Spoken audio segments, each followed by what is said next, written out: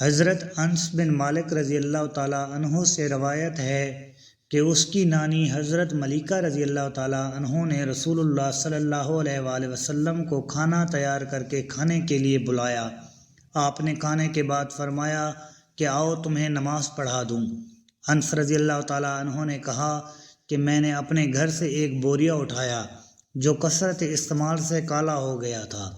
میں نے اس پر پانی چھڑکا، پھر رسول اللہ صلی اللہ علیہ وآلہ وسلم نماز کے لیے اس بوریے پر کھڑے ہوئے اور میں اور ایک یتیم رسول اللہ صلی اللہ علیہ وآلہ وسلم کے غلام ابو ضمیرہ کے لڑکے ضمیرہ آپ کے پیچھے صف باندھ کر کھڑے ہو گئے، اور بوڑھی عورت یعنی انس کی نانی ملیکہ ہمارے پیچھے کھڑی ہوئی۔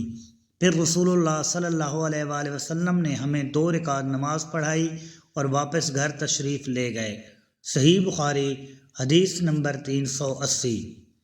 ام المومنین حضرت میمونہ رضی اللہ تعالیٰ عنہ سے روایت ہے، انہوں نے کہا کہ نبی کریم صلی اللہ علیہ وآلہ وسلم سجدہ گاہ یعنی چھوٹے مصلے پر نماز پڑھا کرتے تھے۔ صحیح بخاری حدیث نمبر 381۔